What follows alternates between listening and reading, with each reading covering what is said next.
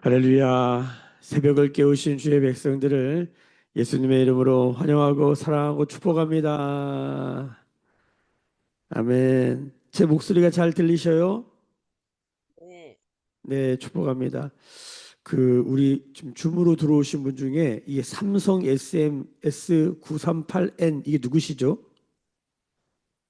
혹시 누구신지 말씀해 주시면 안 되나요? 요즘 계속 제가 보고 있는데 혹시 삼성 S938N 요게 누구신지 혹시 알려주시면 안 되겠습니까? 궁금해서.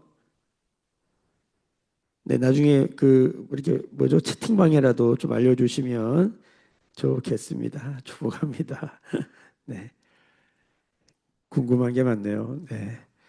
자, 오늘 요한복음 2장 13절에서 25절 요한복음에 나오는 이 성전 정결 사건이라고 하는 유명한 말씀이죠. 이 성전을 정결케 하는 사건. 성전에서 막 장사하니까 예수님이 다 이렇게 들러보시고 채찍 만들어 다 내쫓으시고 이런 그림이잖아요. 그리고 이제 다른 성경에 보면 내 아버지 집을 장사하는 집을 만들지 말라. 내 아버지 집은 만민의 기도하는 집이다. 만민을 위해 기도하는 집이다. 그러니까 성전의 정의가 만민을 위해 기도하는 집이에요. 그런데 이게 다른 성경에 보면은 예수님이 이제 공생애를 다 사시고 3년 반 다 사시고 이 3년 반이 어떻게 나오느냐면 성경에 보면 예수님이 유월절을 3번 지내세요. 3번. 1년에 한 번 유월절이 있는데 그걸 3번 지내니까 3년이라고 보는 거예요. 3년 반. 예수님의 공생애를 그렇게 계산합니다. 자, 어찌됐든 간에 예수님이 그 공생애를 다 지나시고 이제 예루살렘에 십자가를 지러 들어가실 때 그때 예루살렘에 들어가셔서 예루살렘 성전을 정화한 걸로 다 기록해요. 마태, 마가, 누가는. 근데 유일하게 요한복음만 예수님이 어제 가나의 혼인잔치, 예수님의 첫 번째 표적, 그렇죠? 기적을 행하신 첫 번째 표적 우리가 읽었잖아요. 근데 바로 다음에 이 말씀이 나와요. 그래서 이제 성경을 연구하는 분들 대부분 제가 본 책이나 또 들었던 강의나 이런 걸 모든 걸 합치면 대부분 저도 그렇게 생각을 했고 그동안 그렇게 묵상을 해왔어요. 그게 뭐냐면 어, 성전 정결 사건은 단 한 번 있었던 것이고 예루살렘에 들어가셔서 예수님의 공생의 마지막 부분에 있었던 사건인데 요한은 이걸 의도적으로 앞으로 갖고 왔다는 거예요. 순서를 바꿔놓은 거예요. 그래서 이 바꿔놓은 의미, 뭐가 강조되는 겁니까? 성전 정결이 그렇게 중요하다는 거예요. 어제는 물이 포도주가 된 변화의 역사잖아요. 변할 수 없는 게 변화잖아요. 물이 예수님을 만나니까 포도주가 된 거예요. 존재적, 화학적 변화가 확 일어난 거잖아요. 엄청난 변화. 그리고 오늘 봤더니 성전이라는 게 이스라엘 백성들의 정체성이자 그들의 삶의 중심입니다. 이걸 뒤집어 엎으시는 거잖아요. 그러니까 이것도 뭔가 변혁을 보여준다. 그래서 이제 그런 개혁의 의지를 보여주시는 뭐 그런 메시지로 저도 설교를 많이 했고 그렇게 보통 학자들이나 뭐 주석가들, 뭐 목사님들 상당히 많은 분들이 성전 정결 사건은 한 번 있었던 사건으로 보고 요한은 여기다 어떤 의도성을 가지고 앞으로 가져왔다 이렇게 보는 거예요. 저도 그렇게 생각했었습니다. 근데 제가 다시 이 말씀을 이제 묵상할 때 아주 적은 수의 사람들이 이 성전 정결 사건을 2번으로 보는 사람도 있어요. 2번. 2번. 많지는 않아요. 근데 그런 분들이 가끔 있는데 전 오늘 이 말씀을 보는데 이걸 2번으로 봐야 될 것 같다 이런 생각이 들었어요. 근데 이게 이제 사람마다 생각이 다 달라요. 뭐 제가 본 그 주석 중에는 어 그러니까 요한이 맞고 원래 앞에 있었던 일이고 마태 누가가 어떤 의도를 가지고 뒤에다 썼다 이렇게 말하는 사람도 있긴 있어요. 아주 적지만 그러니까 사람들 생각이 다 달라요. 우리가 가나의 혼인잔치 하나만 봐도 어디에 그 메시지의 강조점이 있는가 이게 조금씩 다 다르잖아요. 그렇죠? 우리가 묵상을 해도 그렇고 목사님들 설교를 들어봐도 그렇고 다 포인트가 조금씩 달라요. 그나마 우리가 이제 소위 말하는 강해 설교를 한다든가 이렇게 귀납적 성경 묵상을 한다는 것은 우리가 이게 중요하다라는 마음을 가지고 성경에 있는 게 아니라 다 내려놓고 좀 백지 상태로 이 말씀을 대하고 하나님 이 말씀을 통해서 오늘 나에게 지금 우리에게 하신 말씀이 무엇입니까? 이렇게 듣는 성경 읽는 태도를 우리가 귀납적 성경 묵상이라고 그러는 거예요.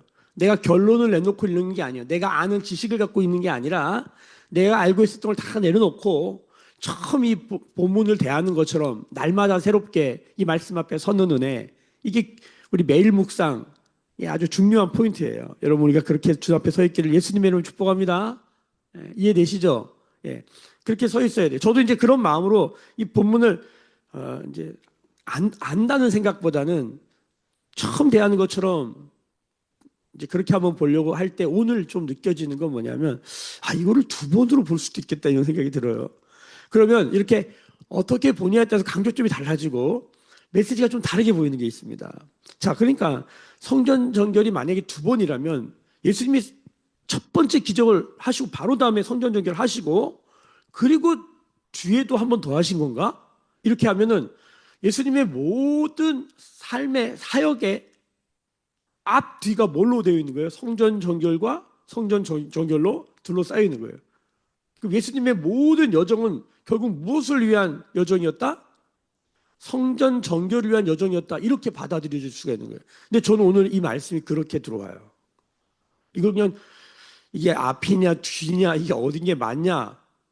왜 주님은 이거를 하나로 통일해 놓으시지 이렇게 놓으셨을까? 헷갈리게.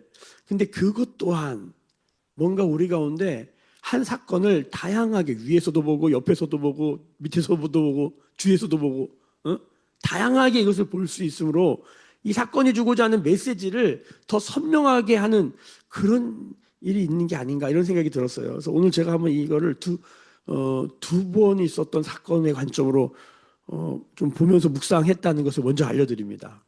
예수님이 그만큼 이 성전을 정결케 하는 게 중요하다 중요하지 않다. 중요했다는 걸 중요했다. 예수님의 전반적인 삶에 있어서 가장 중요한 사건이었다. 왜냐하면 이 근거가 뭐냐면 오늘 말씀해 보면 결국 예수님은 21절 22절 보세요. 그러나 예수는 성전된 자기 육체를 가르쳐 말씀하신 것이라 죽은 자 가운데서 살아나신 후에야 제자들이 이 말씀하신 것을 기억하고 성경과 예수께서 하신 말씀을 믿었더라 이렇게 돼 있어요. 그러니까 이 사건은 나중에 예수님이 십자가에 죽으시고 부활하신 다음에야 제자들도 깨닫고 믿게 됐던 일이라는 거예요. 이게 좀처럼 이해하기 어려운 일이라는 거예요. 지금 이 사건 자체가 이게 왜 그런지 이따가도 말씀드렸겠지만, 그러니까 결국은 예수님이 십자가에 죽으시고 부활하셨잖아요. 이게 예수님이 이 땅에 오신 목적인데 예수님이 결국 이 일을 행하시고 나서야 우리 모두가 깨닫게 된 게 뭐냐면, 야, 성전 정결이 이렇게 중요하구나. 이게 예수님이 당신이 성전이신 것과 성전이 성전되는 것. 이스라엘 백성들은 그 성전이라고 할 수 있어요. 하나님의 임재 장소. 성전이라는 것이 뭡니까? 하나님의 임재 장소예요. 이스라엘 백성이 뭡니까? 하나님의 임재 장소예요. 이스라엘 백성 한 사람 한 사람에게 하나님 내가 너희의 하나님이 되고 너희는 나의 백성이 되리라. 내가 너희와 함께 하겠다. 얼마나 많이 말씀하셨습니까? 지금 하나님의 임재 장소는 뭡니까? 하나님의 백성들, 예수를 믿는 사람들이 교회가 하나님의 임재 장소예요. 근데 우리가 이걸 아는 것 같지만 우리가 잘 모르고 또 그렇게 살지도 못하고 또 믿지도 않는 것 같은 모습이 있어요. 그러니까 말은 그렇게 하는데 실제로 보면은 그렇지 않은 경우가 많은 거죠. 한번 여러분 우리가 묵상을 좀 해볼 필요가 있어요. 자, 예수님이 이 말씀을 왜 하셨는가 좀 다시 들여다보십시다. 자, 13절 함께 봅시다. 유대인의 유월절이 가까운지라 예수께서 예루살렘으로 올라가셨더니, 자 여기 보면 유대인의 유월절이 가까운지라. 유대인의 유월절이에요. 요즘도 막 유월절 지켜야 된다고 말하는 유튜브에 보면 이상한 사람들이 있어요. 여러분 유월절은 어떻게 됐습니까? 예수님이 유월절 어린 양이 되셔서 다 끝났습니다. 다 이루었도 다. 더 이상 유대인의 유월절 같은 유월절을 따로 지킬 필요는 없어요. 물론 그 의미나 그 유월절 안에는 그 메시지로 은혜를 받을 수는 있지만 유월절을 따로 지킬 필요는 없어요. 그렇죠? 그래서 여기도 이제 유대인의 유월절이라고 유대인이라고 붙여놨어요. 그러니까 이게 뭔가 변화가 시작된다는 거예요. 이게 요한도 유대인 아닙니까? 그 요한이 자기를 어떻게 보면 객관화시키는 거죠. 유대인의 유월절이다 이렇게. 그러니까 뭔가 구별시켜 놓는 거예요. 그러니까 뭐 다르다는 거예요. 지금 지금 유대인들이 지켰던 유월절이랑 지금 예수님이 말씀하시고 뭔가 새롭게 가시는 우리 모두를 새로운 피조물 되게 하시고 재창조의 역사를 하시는 것은 좀 다르다는 것에 대한 구별점이 이 포인트 안에 보여집니다. 자, 예수님께서 예루살렘으로 올라가셨다 이렇게 나옵니다. 예루살렘으로 올라가셨다. 그러니까 이스라엘 지도를 이렇게 보면요, 예수님이 갈릴리 나사렛 동네에 사셨잖아요. 그러니까 갈릴리가 북쪽이고 그리고 예루살렘이 남쪽이에요. 여러분, 부산으로 올라갑니까? 부산으로 내려갑니까? 부산에서 북쪽에서 남쪽으로 내려가는 거잖아요. 보통 우리가 이렇게 일반적으로 얘기한단 말이에요. 근데 예루살렘으로 올라간다. 이게 사실은 이게 맞는 표현이냐 말이 많은데 요거를 위아래만 볼 게 아니라 밑에서 위를 바라보는 관점이 있어야 돼요. 왜냐하면요, 이 예루살렘에 가보시면 예루살렘이 약간 높은 데 있습니다. 그리고 이제 그 여리고나 이쪽으로 쭉 내려가면 사해바다 쪽으로 내려가는 길이 있거든요. 그 배단을 통해서 밑으로 쭉 내려가요. 나중에 예루살렘에 가보시면 이제 거기 꼭 가는데 이게 해발이 사이가 마이너스 400이에요. 근데 예루살렘이 1000m가 넘어요. 그러니까 이 차이가 엄청난 거예요. 막 아주 가파르게 돼 있고. 그러니까 예루살렘으로 올라가는 게 맞아요. 그러니까 지금 우리 개념으로 보면 예루살렘 내려가야 되는 거 아니야? 이런 생각인데 결국은 밑에서 위로 올라가게 돼. 산을 올라가는 것처럼. 그러니까 성경을 읽다 보면 이런 디테일, 야, 이렇게 성경이 이런 것도 이렇게 해서 적어 놓는구나. 예루살렘으로 올라가는 게 맞아요. 그래서 예루살렘 올라가셨다 이렇게 써놨어요. 자, 그 다음에 14절 봅시다. 성전 안에서와 소와 양과 비둘기 파는 사람들과 돈 바꾸는 사람들이 앉아있다. 성전 안에서 어떤 사람들이 앉아있는 거예요. 근데 여기 14절의 성전이랑 저 22절에 보면 거기 21절에 보면 거기 성전 또 나오잖아요. 이게 원어 성경으로 보면 다른 단어예요. 다른 단어. 성전을 한 단어로 쓰지 아니하고 이게 크게 그리는 모든 뜰까지 다 포함한 성전을 말할 때는 21절에 예수님의 성전이고 여기 성전 안에서 그러면 우리가 소위 성소라고 하는 곳을 표현할 때 이 성전의 가장 중심에 있는 성소라는 지역을 표현할 때 이 단어를 써요. 자, 그런데 이런 거예요. 우리 그 유행가 중에 한참 유행했던 네가 왜 거기서 나와 뭐 이런 노래가 있잖아요. 네가 왜 거기서 나와 뭐 이런 노래. 그 노래 가사가 재밌더라고요. 그 노래 아시죠, 다들? 네가 왜 거기서 나와? 지금 예수님이 여기 지금 소와 양과 비둘기 파는 돈 바꾸는 사람들이 앉아 있는 걸 보시고 노끈으로 채찍을 만들어서 다 내쫓으시고 상을 엎으시고 이랬다는 거잖아요. 네가 왜 거기서 나오냐는 거예요. 그러니까 여러분 이런 겁니다. 여러분 이건 좀 오해하지 말고 잘 들으셔야 돼요. 중요하기 때문이에요. 어, 이런 겁니다. 사실은 이 여기 뭐 소와 양을 파는 사람들 이거 다 뭡니까? 제사에 쓸 것들을 성전 들어오기 전에 성전의 그 뜰 바깥에서 장사를 하는 거예요. 그래서 사람들이 그 양 들고 뭐 소 들고 막 이거 다 와야 되거든요. 제사 드리러. 그 얼마나 힘들고 불편해요. 사람들을 섬기는 마음으로 시작한 사실은 나쁜 일이 아니라 좋은 일이에요. 그 성전 바깥에서 그걸 해야 되는데 사람들의 편의를 좀 돌봐주는 거죠. 그런데 이런 거죠. 편의를 돌봐주다 하면 편하다 못해 어디까지 들어온 거예요? 성소까지 들어온 거야 이게. 그러니까 예를 들어서 여러분 저희 교회도 우리 성도님들이나 우리 지역 주민들이나 교회 찾아오신 분들을 잘 섬기기 위해서 우리 아브라함 목사님 손님 접대 잘 해야 되잖아요. 손님 대접 잘 하시길 축복합니다. 그래서 우리가 이 교회 바깥에다가 이렇게 바깥이 아니죠. 이 교회 여기 라인 딱 거놓고 저기 카페가 있어가지고 오시면 커피도 타드리고 이렇게 섬긴단 말이에요. 근데 생각해 보세요. 저기 커피 머신이 여기 위에 올라와 있어. 느낌이 다르잖아요. 느낌이. 어떤 경우에 정말 장소가 없어가지고 우리 커피숍에 가서 예배드릴 수 있는데 이게 그 사람의 속마음의 동기가 뭐냐 도대체 왜 그렇게 하냐. 주님 우리의 속을 중심을 보시잖아요. 커피 머신이 여기 올라와 있어. 왜 그럴까? 제가 저기 어디입니까? 저기 저 구파발 쪽에 가면 은평구 구파발 그쪽에 가면 YM 카페라고 이름이 YM 카페예요. 그래서 나는 무슨 YM 단체가 하나 싶어서 가봤단 말이에요. 그다가 충격을 먹었어요. 왜냐하면 커피숍인데 교회처럼 만들어놨어요. 근데 크리스찬이 아니에요. 근데 강단을 다 만들어 놓고 커피 머신을 여기다 중간에 딱 갖다 놓고 이 십자가 대신에 커피 그 머신 이렇게 커피 내리는 막 물이 커피 물이 툭툭툭 떨어지게 약간 피처럼 그렇게 스테인 글라스로 해놓고 의자도 다 옛날에 우리 교회 가면 앉았던 그런 의자로 되어 있고 제가 너무 충격을 받아가지고 목사님들 모시고 가고 성도들도 모시고 가서 그 안에 앉아서 이것을 어떻게 봐야 되냐 막 한참 나눴던 아마 오늘 말씀 듣는 분 중에서도 몇몇 분이 저랑 같이 갔다 왔는데 사모님 갔다 왔나요? 한 분도 안 갔나? 그래서 거기를 갔었어요. 가서 이제 막 난상 토론이 이루어져요. 이게 막 신성 모독이다 이렇게 말하는 사람도 있고 야, 우리가 버렸던 종교성을 세상 사람이 가져다가 비즈니스로 쓴다 막 이런 얘기도 하고 한번 여러분 기회가 되시면 한번 가보세요. 커피도 맛있어요. 그런 데가 있어요. 자, 근데 그것을 우리가 외모적으로 막 판단할 수는 없는데 여러분 그 사람들의 속이 어떠냐는 거예요. 여러분 오늘 말씀에 주님이 뭐라고 그러시냐면 자 25절 한번 보세요. 25절.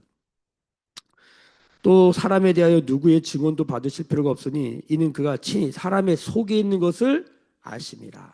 속에 뭐가 있냐는 거예요. 주님은 다 아시는 거예요. 저 사람들이 왜 저기서 저 장사를 하는가? 아니 그게 어떤 선을 넘어서 저기까지 들어와 있는가? 이걸 다 안다는 거예요.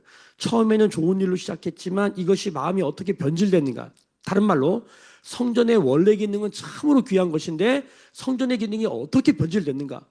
주님이 이것을 완전히 뒤집어 엎어버리시는 거예요. 여러분 종교개혁이 뭡니까? 카톨릭이 면죄부를 파는 거예요.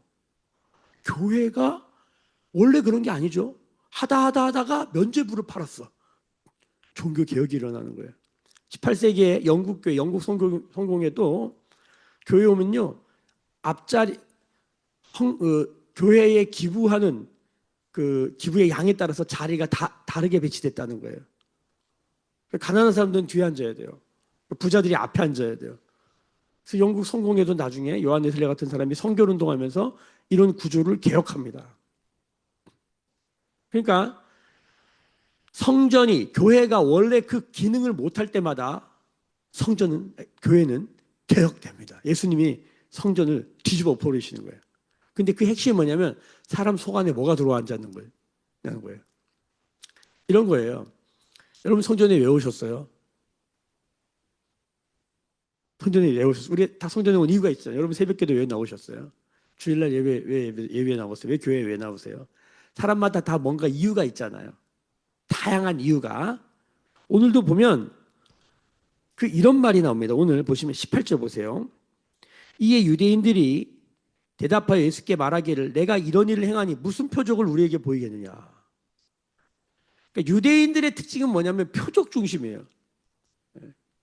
그러니까 유대인들은 뭐 이렇게 기적, 이적, 뭔가 이렇게 역사가 나타나고 이렇게 경험적인 인간들이라 그래요. 동양적 사람들을. 그리고 서양적 사람들은 고린도전서 1장에 보면 헬라인들은 지혜를 구하고 유대인들은 표적을 구하라.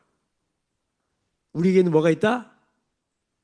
고난받은 예수 그리스도의 십자가. 그것이 우리의 지혜요, 표적이요, 능력이다. 믿으시면 아멘. 자, 그런데 무슨 표적에 대한 관심이 있잖아요. 자, 그리고 23절 보세요. 23절. 6월절에 예수께서 예루살렘에 계시니 많은 사람이 그의 행하시는 표적을 보고 그의 이름을 믿었으나. 여러분 표적은 예수님을 믿게 하는 되게 중요한 도구가 될 수 있습니다. 근데 어떤 경우에 빠지냐면 사람들이 그 표적 자체만 쫓아다니는 경우가 생기는 거예요. 표적은 상당히 영향력이 있지만 여러분 표적을 봤다고 다 예수님 믿을까요? 아닙니다. 기적이 일어난다고 막 병이 고쳐지고 막 응답받고 그럼 다 예수님 믿을까요? 아니에요. 여러분 예수님을 믿는 게 중요해요. 어떻게 예수님을 믿게 되냐? 그 과정 안에 표적은 큰 역할을 할 수 있어요. 근데 표적 자체가 믿음의 근거는 아니에요. 오히려 예수님 뭐라고 하냐면 여러분 표적만 쫓아다니는 것에 대해서 개혁돼야 된다고 말하는 거예요. 많은 경우에 예수를 믿는 이유가 몸의 병이 낫기 위해서. 틀린 거 아니죠. 주님이 그거 자체를 뭐라고 그러죠? 주님도 표적을 행하시고 병도 고치시니까. 근데 문제는 뭐냐면 병이 낫는데 예수님을 믿는 건 좀 다른 일일 수 있어요. 오병이어 역사 봤는데 다 예수님 믿는 게 아니라 주님 떠나간 사람도 많아요. 오병이어 베푸신 다음에 예수님이 요한복음 6장으로 읽어보면 어려운 말씀을 하거든요. 내가 하늘의 떡이다. 나 먹어라. 너무 어려워. 사람들이 그때 많이 떠나가요. 오병이어를 경험했음에도 불구하고 내 눈으로 보고 경험했음에도 불구하고 주님을 떠나가더라는 거예요. 여러분 우리는 어떨까요? 30년 40년 예수 믿으면서 여기까지 오면서 수많은 표적을 경험합니다. 메시지가 있는 그 기적을 통해서 메시지가 있는 어떤 특별한 일들을 경험한다는 게 기적 같은 미라클을 경험하잖아요. 여러분 정말 지금도 저도 우리가 라오스를 가는데 기도 편지를 나누고 상에 나눴더니 여러분 지금 한 170만 원 들어왔나? 그렇죠? 170만 원 들어온 것 같아요. 어제 제가 보니까 계속 들어오더라고요. 그래서 참 귀하고 감사하다. 근데 이런 일이 있어도 예수님 믿는 것과 연결이 되는 사람이 있는가 하면 안 되는 사람도 있어요. 그 표적 자체가 절대적이지 않다는 것을 기억하셔야 돼요. 그래서 표적 중심의 신앙은 혹은 교회에 오면 지혜를 구하는 거야. 지식 중심적이에요. 정보 중심적이에요. 여러분 지혜도 필요하고 지식도 필요하고 정보도 필요합니다. 이것은 우리가 주님을 알아가는 데서 유용한 도구가 됩니다. 그런데 지혜 그 자체만 쫓으면 안 돼요. 표적 그 자체만 쫓으면 안 된다는 거예요. 결국은 뭡니까? 예수님을 믿는 것입니다. 여러분 하나님의 말씀을 믿고 주님을 따라가는데 결국은 하나님을 믿는 게 뭡니까? 이신칭이에요. 아브라함이 하나님을 믿는 거예요. 항상 기뻐하라. 상황과 조건에 걸렸으면 절대 항상 기뻐할 수 없습니다. 너무 그런 거 생각하면 저 자신도 사람들의 말 한마디 때문에 막 그냥 일희일비하고 왔다 갔다 하고 힘들어하는 저 자신을 봐요. 주님을 바라보고 주님만을 기뻐하는 이 삶은 언제 될 것인가? 주님 나를 좀 도와주시옵소서. 어제는 하루 종일 제 마음에 이 단순한 기도가 주님 포도주가 떨어졌어요. 주님 포도주가 없어요. 제 마음에 계속 이 기도가 되더라고요. 우리 성도님들 한번 이 기도를 해보세요. 우리가 뭔가 해결하려고 하지 말고 하나님께 주님 포도주가 없어요. 막 이 간절함.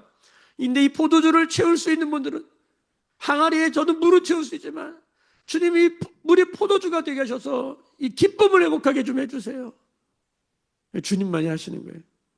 주님을 만나야만 일어나는 일인 거예요. 막 이 사모함이 올라오더라고요. 나도 어쩔 수 없는 내 삶의 어떠한 흐름들을 주님 도와주십시오. 여러분 이 사모함으로 나가기 바랍니다. 속사람 안에 어떤 변화가 일어나기 시작합니다. 속사람 안에. 표정만 따르고 지혜만 따르고 이런 것이 아니라 주님을 바라보는. 그러니까 성전에 왜 왔어요? 사람들이 왜 돈 바꾼 사람이 그 환전상이잖아요. 환전상이 그 안에 왜 들어와 있는 거예요, 지금? 우리가 이제 신앙생활 하다 보니까 우리 마음에 거기에 그게 있으면 안 되는 우리의 속사람 깊은 곳에 정말 주님만 좌정하신 그 자리에 잠깐만 다른 게 들어오는 게 얼마나 많습니까? 사실 이미 들어와 있는 거죠. 주님이 그걸 다 내쫓으시고 뒤집어 엎으시는 거예요. 뒤집어 엎었다는 게 뭐냐면 17절부터 17절 같이 읽어볼까요? 17절 시작. 제자들이 성경 말씀에 주의 전을 사모하는 열심이 나를 삼키리라는 것을 기억하더라. 이게 무슨 말일까? 여러분 이런 겁니다. 주의 전을 사모하는 열심은 어디 있는 거예요? 우리 마음속에 예수님 마음속에 가득 있는 거예요. 주의 전 성전을 사모하는 그 삶. 성전이 뭐라고요? 하나님의 임재, 하나님이 나와 함께 하심을 사모하는 그 열심이 우리 속에 있는데 이게 뭐예요? 나를 삼켰다. 내 속이 내 밖을 삼킨 거예요. 보자기 뒤집어지듯이 내 속이 확 뒤집어 까져가지고 나를 확 먹어버린 거 아니에요. 보통 나의 육체적 본능이 나를 먹어야 되는데 주님이 얼마나 성전을 사모하셨으면 하나님의 임재, 하나님이 나와 함께 하심 이걸 얼마나 사모하셨으면 말하자면 사모하셨으면 바깥에 속에 있는 게 밖으로 확 나와버린 거죠. 이게 무슨 말일까 도대체? 여러분 지금 예수님이 이렇게 하시는 일이 이게 굉장히 위험한 일이에요. 이게 이런 거 있잖아요. 분위기상 하면 안 되는 거. 수많은 사람들이 있고 예수님 혼자인데 예수님이 여기서 이런 일 하시면 큰일 나요. 큰일 나. 잘못하면 두드러 맞을 수도 있어. 장사꾼들이 얼마나 무서운데. 돈 때문에 별짓도 다 할 수 있는 사람들인데 내가 지금 돈 버는 일을 방해해? 뭐 이럴 수도 있잖아요. 근데 예수님이 이게 지금 이 사람들이 아마 경황이 없었던 것 같아요. 다 내쫓겨 나가요. 예수님의 권위도 있는 것이고.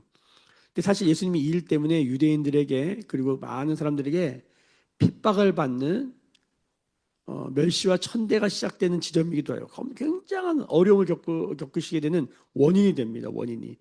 예수님의 그 죄목이 뭐냐면 참남죄, 신성 모독죄 이런 게 붙어요. 예수님한테. 왜? 내가 하나님의 아들이다 뭐 이런 얘기를 해가지고. 그다음에 뭡니까? 이 성전을 이렇게 다루시는 거예요. 이게 뭔가 이 카르텔 여기 있는 게 카르텔. 뭔가 이게 보이지 않는 강력한 어떤 견고한 진이 있는데 주님이 그걸 뒤집어 엎으시는 거예요. 이게 그렇게 간단한 문제가 아닙니다. 저도 어제 밤에 어떤 회의에 가가지고 11시간 넘도록 회의를 했어요. 야, 진짜 치열하게 했어요, 회의를. 네, 저도 이게 흥분하면 안 되는데 회의를 하다 보니까 제 속에 있는 게 확 나온 거예요. 뭘 건드렸어, 이렇게. 버튼을 누른 거죠. 뭐가 나왔냐면 우리는 기독 대한 학교입니다. 우린 학교죠. 우린 대안성이 있어야죠. 그런데 우리는 기독성입니다. 기독성이 없으면 우리는 이 학교의 방향을, 의미를, 목적을 잃어버리는 겁니다. 막 이러면서 제가 그런 얘기를 하고 있더라고요. 제가 그런 얘기까지 할 자리는 아닌데 이 버튼이 눌러진 거예요. 그러니까 제 속에 있는 게 확 나오는 거예요. 여러분, 우리 속에는 뭐가 있을까요? 결정적인 순간에 뭐가 나올까요? 결정적인 순간에 결국 봤더니 돈이었어. 결정적으로 봤더니 결국 내 삶의 그냥 안전이었어. 결정적으로 봤더니 결국 표적이었고 결국은 그냥 지혜 정도 수준이에요. 교회가 인문학을 못 넘고 교회가 무당이 구판버리는 거 수준을 못 넘고 세상 사람들이 구하는 거나 우리가 구하는 거나 뭐 똑같아요. 뭐 다를 게 없어. 뭐가 없어요? 예수님이 없는 거예요. 자, 우리는 이 말씀을 묵상하면서 사람은 도대체 뭘까? 이 기준을 가지고 한번 보자. 그래서 제가 이제 설교 제목을 지금 낼 때마다 사람이라는 단어를 쓰고 땡땡하고 제목을 씁니다. 사람 도대체 뭘까? 오늘 주님이 다 뒤집어 엎으세요. 예수님의 속도 다 보여주세요. 이러면서 우리의 속도 드러나는 거예요. 나는 내 속에 뭐가 있나? 주의 전을 삼키는 열심으로 나는 살아가는가? 하나님의 임재를 사모함으로 나는 살아가는가? 자, 결국 우리는 21절에서 19절 한번 보게. 19절. 예수께서 대답하여 이르시되 너희가 이 성전을 헐라. 너희가 성전이라고 생각한 이 성전 이거 다 헐어버려라. 다 뒤집어버려라. 내가 사흘 동안에 일으키리라. 그렇죠. 어제도 사흘째 되던 날은 오늘 사흘째 또 나는 3일 계속 얘기해요. 중요한 거죠. 반복하고 있어요. 20절. 유대인들이 이르되 이 성전은 46년 동안 지었거늘 내가 3일 동안에 일으키겠느냐? 자, 이들의 관점, 이들의 마음은 어디에 걸려 있는 거예요? 그렇죠? 보여지는 성전에 걸려 있는 거예요. 헤롯이 다시 리모델링한 이 제3성전이라고 하는 그 성전, 그 겉모양에 야, 이거 지금 이 건물이죠. 기능하는 어떤 건물로 보는 거예요. 이거 어떻게 그런 일 하냐? 그랬더니 21절 다 같이 한번 읽어봅시다. 시작. 그러나 예수는 성전된 자기 육체를 가르쳐 말씀하시는 거다. 이 예수는 어떤 사람이에요? 이 땅에 말씀이 육신이 되신 사람, 예수. 이 예수 사람, 이 사람 예수가 뭐라고 그러냐면 자기 육체를 성전이라고 그런 거예요. 완전히 센세이션. 우리 지금 많이 들어서 그런가 보다 하지만 이게 사실 굉장히 엄청난 개혁을 넘은 찢을 게 가죽을 껍데기를 확 찢어버리는 게 개혁이잖아요. 이건 변혁이에요, 변혁. 이건 완전히 막 찢어서 뒤집어 갈아엎어버리는 거예요. 자기의 육체를 성전이라 하더니 사람이 자기 육체를 성전이라 할 수 있어요? 뭐래? 내가 하나님의 임재 장소다 이렇게 말해버린 거예요. 나는 뭐냐? 만민을 위해 기도하는 집이다. 여러분, 사람이 뭐냐는 거예요. 사람은 하나님의 형상, 하나님의 생기를 가진 하나님과 동행하는 하나님의 임재 장소다. 사람이란 또 하나, 사람이란 만민을 위해 기도하는 것이다. 그게 사람이다. 이렇게 말하고 계신 거잖아요. 이걸 하기 위해서 어떻게 해요? 사람 속을 다 뒤집어 놓으시는 거예요. 건들면 안 되는 걸 확 건드시는 거예요. 사람들이 막 울고락불고락 막 그냥 어디 물이 포도주인데 사람 얼굴들이 막 변했을 거예요. 불편해지고 막 뭐 이런 것까지 얘기하시고 막 이러면 막 별 생각이 다 드는 거죠. 제자들조차도 이 말씀은 예수님이 죽고 부활하신 이후에야 깨닫고 믿게 됐다. 그게 무슨 소리예요? 이게 그렇게 간단한 문제가 아니고 이게 되게 쉽게 그렇구나 이렇게 받아들일 수 있는 일이 아니라는 거예요. 하나님이 우리 인생의 때에 어느 날 우리를 뒤집는 것 같은 일들이 있습니다. 일이 벌어져도 한두 가지 일어나지 겹친데 설상가상으로 또 겹치고 이러면 나를 어디까지 이렇게 누르시고 나를 어디까지 이 광야에 내모시나 막 그런 생각이 들 때가 있잖아요. 여러분 그때 우리는 뭡니까? 성전을 정결하게 하시는, 광야는 우리를 정결케 하는 장소잖아요. 우리를 왜 뒤집으실까? 여러분 우리가 성전 되게 하시려는구나. 만민을 위해 기도하는 사람 되게 하시는구나. 내가 아파봐야 아픈 사람 심정 알잖아요. 내가 없어봐야 없는 사람 심정 알잖아요. 등 따시고 배불러가지고 남한테 나누는 거 인색한 삶을 사는, 나한테 쓰는 거는 진짜 뭐 아깝지 않은데 남한테 쓰는 건 인색한, 참 어렵게 사신 분들이 그런 게 많잖아요. 여러분 하나님이 이런 나를 다루시기 위해서 지금도 우리 삶 안에 일하시고 계시는 그런 일들이 있다는 것입니다. 여러분 그래서 우리는 그것을 볼 때 불평불만하는 것이 아니라 하나님 이 일을 통해서 저에게 뭘 하시려고 합니까? 제가 뭘 배워야 합니까? 라고 하는 이 묵상의 질문을 가지고 주 앞에 나가야 될 줄로 믿습니다. 자, 우리 말씀 내려가서 23절 다시 보십시다. 6월절에 예수께서 예루살렘에 계시니 많은 사람이 그의 행하시는 표적을 보고 그의 이름을 믿었으나 예수는 24절 보십시다. 예수는 그의 몸을 그들에게 의탁하지 아니하셨으니 이는 친히 모든 사람을 아시며, 요한복음 읽다 보면 이 알다라는 단어, 예수님이 어떻게 물이 포도주가 되게 했는지, 어떻게 이 포도주가 나왔는지 다 몰라요. 연회장도 몰라요. 그 전체 잔치를 주관하는 연회장도 모르는데 누구나 알아? 이 일에 순종한 사람, 하인들은 알더라. 예수님 알고 예수님께 순종한 사람만 아는 거예요. 이 표적이 뭔지를. 여러분 똑같습니다.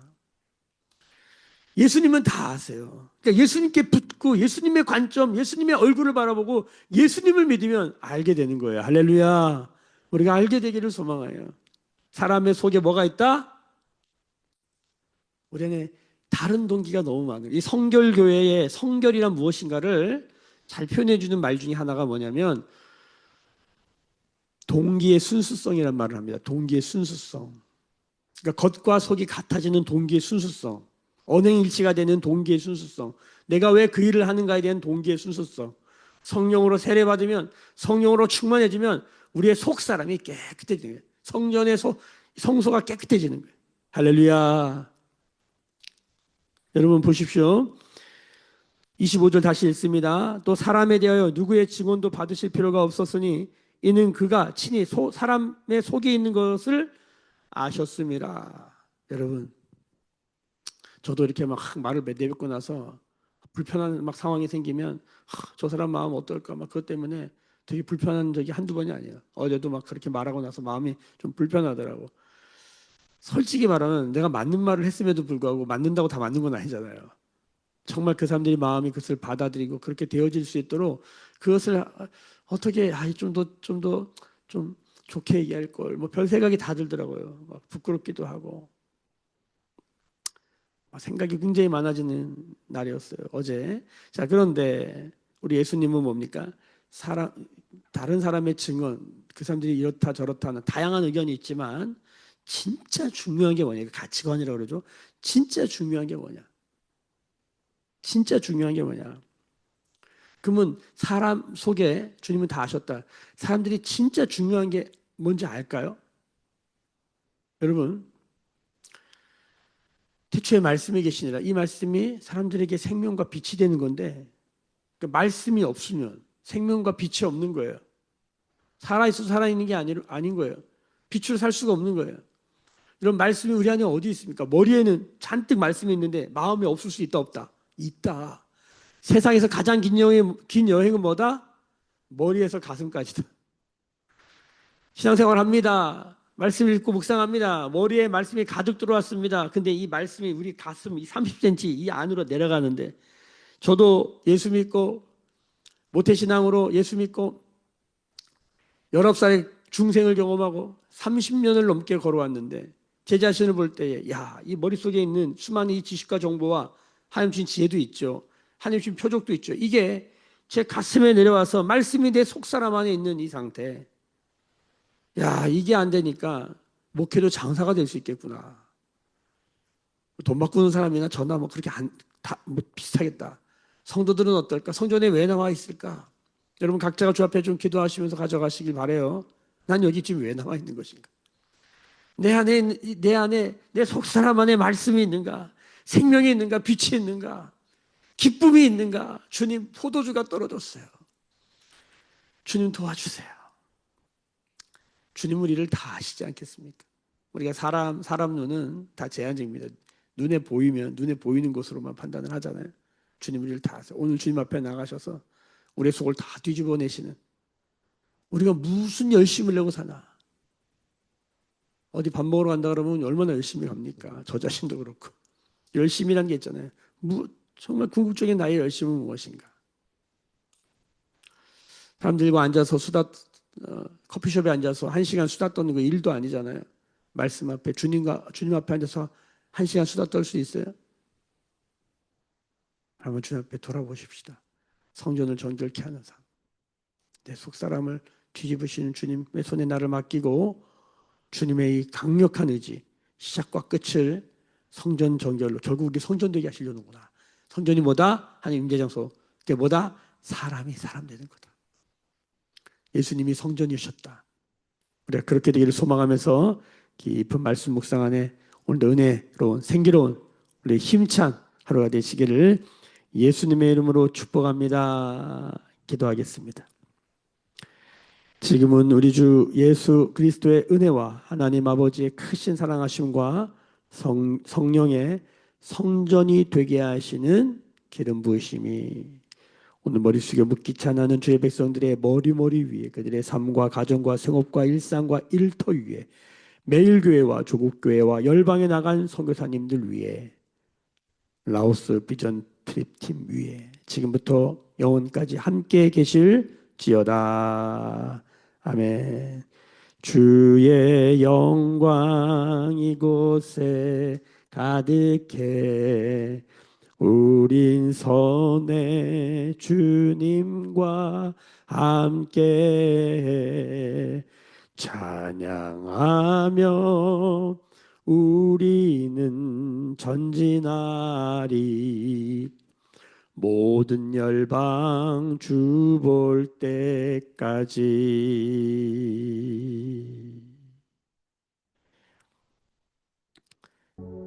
주신 말씀 붙들고 주님 나를 정결케 하여 주옵소서. 주 앞에 우리를 내어놓고 주님의 임재 장소가 되길, 우리 가족이, 우리 사랑하는 자녀들이, 우리 매일교회가 예수님 닮은 성전 되길 원합니다. 기도하면서 저 앞에 나가십시다. 부르짖어 기도하십시다.